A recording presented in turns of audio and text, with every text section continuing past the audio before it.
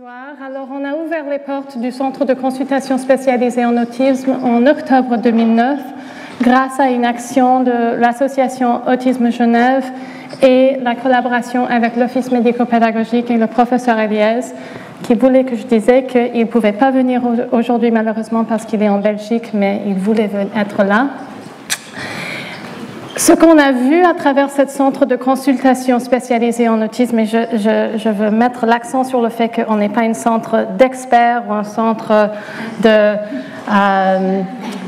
plus que de consultation, parce qu'on est juste là pour faire le mieux qu'on peut, pour donner des suggestions et des diagnostics le plus précis qu'on peut aux parents, mais en partenariat avec eux.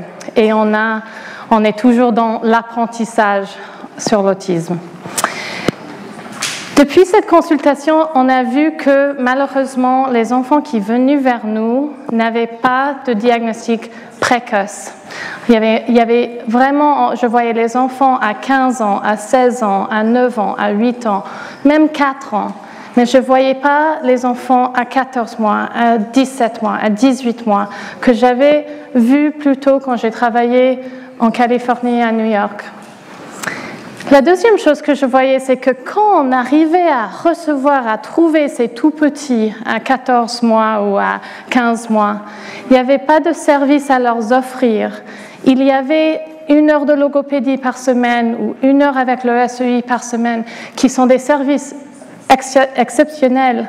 Par contre, ce n'étaient pas des services qui étaient en train d'offrir une thérapie ou une prise en charge intensive.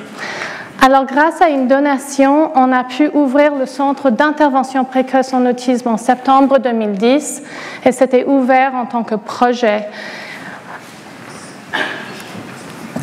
Actuellement, maintenant, on est dans notre 3e année du projet.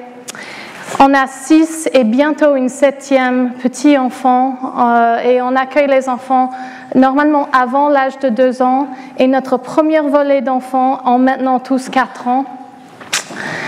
On a 400% de postes, un psychologue responsable, moi, et puis 2 psychopédagogues, 4 psychologues stagiaires. Les enfants bénéficient de 15 heures de thérapie par semaine au centre et on travaille, et je vais parler aujourd'hui du partenariat avec les parents, mais on travaille pour que les parents puissent aussi utiliser les stratégies chez eux. Alors actuellement, les enfants reçoivent beaucoup plus que 15 heures grâce aux parents. On fait des visites à domicile et dans les crèches.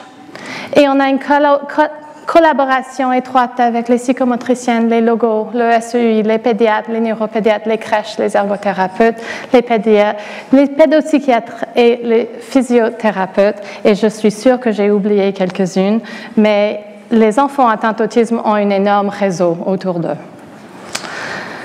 Pour cette présentation, quand j'ai parlé avec Theo Peters, il m'a dit « mais tu ne vas pas être trop scientifique dans ta présentation parce que c'est sur le partenariat avec les parents. » Et ça m'a gênée un peu parce que normalement, quand je présente, j'adore les graphiques et la recherche et tout ça.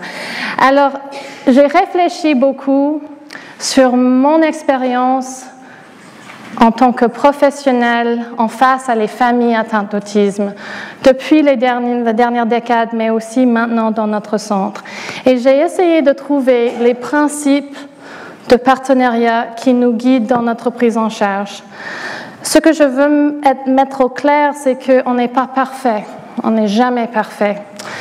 L'autisme, c'est quelque chose que le plus qu'on connaît, le moins qu'on sait. Et je peux vous dire que j'ai étudié l'autisme depuis que je peux me souvenir et il y a encore beaucoup à apprendre. Alors, on ne peut qu'avoir des principes quand on travaille en tant que professionnel et on va faire les fautes, on va avoir des problèmes de l'individuel. Mais je crois et j'ai vu que quand on intervient précocement d'une manière ludique, d'une manière sociale, d'une manière motivante, on arrive avec un enfant qui peut accéder à son environnement plus facilement et plus tard va avoir une meilleure qualité de vie. j'ai rajouté quand même un petit peu de recherche là-dedans, des interventions très précoces qui immergent le bébé dans un environnement d'apprentissage social, motivant, pourraient potentiellement interrompre le cours du trouble. Ça, c'est où on est maintenant dans la recherche. On veut améliorer la qualité de vie du famille et de l'enfant à travers cette intervention précoce. Je ne suis pas du tout mariée à une seule approche. Il y a plusieurs. La raison qu'on a choisi de commencer avec le Early Start Denver Model, c'est que c'est la seule approche qui est validée en dessous de 2 ans. Et on a vraiment les bébés chez nous. Et cette méthode-là intègre plusieurs différentes choses. Ils intègrent la rigueur de ABA et je vais dire à ma collègue Adam Feinstein, it's fun ABA, it's not the sit at the table ABA. Alors, c'est-à-dire que l'ABA qu'on utilise, et vous allez voir dans une film que je vais vous montrer, c'est vraiment par terre, c'est à travers les jeux, c'est très très ludique. Et notre but principal, c'est l'interaction sociale qui est à la fois la racine en autisme. On travaille aussi beaucoup le sensoriel qui crée les angoisses, qui crée les difficultés chez l'enfant. On utilise aussi, et maintenant nos enfants à 3-4 ans, alors le Early Start Denver Model, ce n'était pas la seule approche à utiliser. On a commencé quand même à introduire, dès que les enfants pouvaient manipuler les pictos, on a commencé à introduire les horaires visuels. On va bientôt introduire le travail indépendant pour que l'enfant puisse accéder à une salle de classe. On utilise une structuration visuelle et délimitation de l'espace, un système de communication pour l'enfant qui a besoin. On a des projets individualisés. On n'a pas une thérapie qui marche. On doit utiliser plusieurs. Pour ce principe d'utilisation de méthodes validées, on a en tant que professionnel une responsabilité de continuer notre formation. Et on a une responsabilité professionnelle de s'informer et d'actualiser les connaissances en autisme le mieux qu'on peut. C'est pas facile, mais on fait un effort. On se rend à les colloques, on lit les articles et on fait notre mieux pour être au courant parce que l'autisme est en train de changer et changer et changer chaque jour. Nos connaissances de l'autisme sont toujours en train de changer. On a aussi une petite participation à la recherche et je vous dis 2 mots. On travaille avec Dr. Marie Cher et Martina Franchini et on est en train d'amener une recherche. Et la raison que je mets ça dans une présentation sur le partenariat parent, c'est qu'en tant que professionnel, si on n'est pas en train de bouger les connaissances sur l'autisme, on n'est pas en train d'aider les parents non plus, ce qu'on a vu avec la présentation sur Lorna Wing. Alors, on est en train de mesurer les effets de notre projet au même temps qu'actualiser le projet. Et juste pour vous dire, les 2 chercheurs pour ça sont ici aujourd'hui. Ils ont des flyers. Si vous avez des enfants qui s'intéressent, c'est pas seulement pour notre projet, c'est aussi pour la population tout venant. Pose les questions. Est-ce que vous voyez ça à la maison? Est-ce que c'est quelque chose qui fait d'habitude? Soit dans le bilan diagnostique avec le ADOS-ADI, mais certainement à travers ce qu'on appelle le Curriculum Checklist for Young Children with Autism. C'est avec les parents et on demande à eux ce qu'ils voient et on parle de ce qu'on voit. C'est une évaluation qui se fait chaque 3 mois et qui dure 1h30, mais c'est à travers les jeux, c'est très naturel. Ce qui est intéressant là, c'est qu'on peut créer des objectifs avec les parents et on peut présenter les objectifs à tout le réseau et on peut être en collaboration étroite. 5e principe, c'est que nos portes sont ouvertes. C'est très important que les parents peuvent venir nous voir dans les moments difficiles, les moments faciles. C'est important qu'ils voient que pour nous professionnels, c'est pas toujours facile non plus. Il y a des moments difficiles, il y a des choses qu'on ne connaît pas. On doit avoir une transparence par rapport à ce qu'on fait. j'ai eu beaucoup de parents qui m'ont dit « Oui, mais je ne sais pas ce que mon enfant fait en thérapie. » Et pour moi, c'est choquant parce qu'on sait qu'à la base, les parents doivent être vraiment conducteurs du projet de l'enfant. Ils doivent connaître ce qui se passe dans le projet de leur enfant. On encourage la participation des parents, comme j'ai dit avant, et on a une collaboration avec le réseau externe. Pourquoi? Parce que pour une famille, d'avoir une centre qui fait une chose et puis une pédopsychiatre qui dit une chose et une logopédiste qui dit une autre chose et une psychomotricienne qui dit une autre chose, c'est très bricolé. Alors, on a une responsabilité de collaborer avec eux pour que ce n'est pas chacune sa petite cuisine. On fait des visites à domicile. Ce qui est important avec les visites à domicile, c'est qu'on comprend la vie familiale, on apprend des choses par rapport à ses enfants et les parents. On voit la réalité de ce qui se passe, qu'est-ce qu'on peut aider, qu'est-ce qu'on peut amener, qu'est-ce qu'on peut offrir, et on apprend des choses. Quelles sont les techniques que les parents utilisent qui marchent, qu'on peut utiliser au centre? On voit le fratrie, et ça c'est très important, de faire venir les frères et les sœurs dans nos thérapies et de les accompagner avec ce chemin de autisme. Si les parents ont des problèmes de comportement, des problèmes d'angoisse, des problèmes chez leurs enfants qu'ils ne comprennent pas comment faire, on peut amener des stratégies spécifiques. La raison qu'on doit travailler à domicile à ce jeune âge, c'est parce que au tout début, les problèmes d'alimentation, les problèmes de sommeil, les problèmes, etc., sont lourds pour les familles. Et ça suffit pas de les envoyer dans un centre, les enlever de la maison, les traiter et puis les ramener. On doit travailler avec la famille dans leur domicile. Et on peut donner des stratégies pour encourager le développement, montrer comment une horaire teach marche ou un livre de PECS, etc. Et ça, c'est juste un petit exemple. Am I looking sad or happy in the appropriate places? Alors voilà une maman qui lit un livre à son enfant et l'enfant est en train de demander s'ils ont les bonnes expressions pendant les moments du livre qui sont tristes ou heureux. Et ça, je trouve bien parce que c'est un exemple d'une parent ça c'est ce qu'il vit à la maison. C'est pas ce qu'on vit dans le centre. C'est des choses spécifiques comme ça qu'on va apprendre à domicile.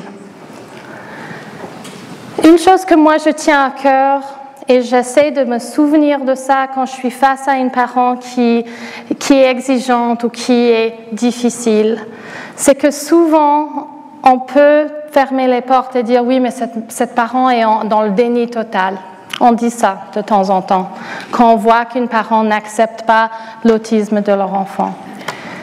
Et ce que je garde en tête, c'est que l'espoir ne signifie pas le déni.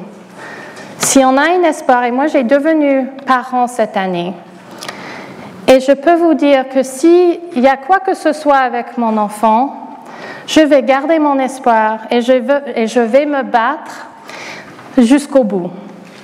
Alors on doit comprendre ça quand on voit les parents, qu'ils ont un espoir et ce n'est pas forcément le déni. C'est qu'ils ont un espoir qui est réel parce que les enfants atteints d'autisme font des progrès et ils peuvent avoir cette vie améliorée. Une chose que j'ai appris il y a 12 ans dans ma formation Teach, et ça a resté avec moi pour toujours. Ils ont dit, je n'ai pas traduit en français, mais when you're working with parents, understand that they're fighting for their most important thing. Ils sont en train Quand vous travaillez avec les parents, sachez qu'ils sont en train de se battre pour ce qu'il y a de plus important. Mais on ne peut pas imaginer ce qu'ils vivent. Et ça, c'est quelque chose c'était une faute que j'ai faite il y a 10 ans où je disais « Ah oui, je peux imaginer comme c'est dur pour vous ». Et la réalité, la chose que je garde comme un principe de partenariat, c'est qu'on ne peut pas supposer qu'on peut imaginer comment c'est pour les parents. Même si on a vu 2000 enfants atteints d'autisme, on ne sait pas comment c'est d'être à la maison avec un enfant atteint d'autisme. Les joies et les difficultés, on ne les connaît pas.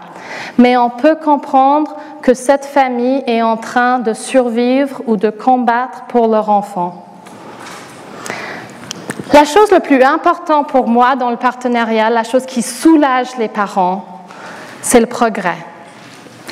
C'est pas tout le temps qu'on passe à parler de leur enfant ou quoi d'autre, c'est le progrès. Si on peut mettre en place des choses, si on se lance dans l'action pour que leur petit qui a 2 ans, qui se frappe la tête toute la journée, arrête de frapper la tête, ça c'est ce qu'on peut donner aux parents. On peut les aider à retrouver une vie normale à travers le progrès. Alors on doit travailler fort et d'une manière systématique pour que l'enfant, pour que la vie de la famille s'améliore et chaque cas va être individuel, comment on fait ce progrès.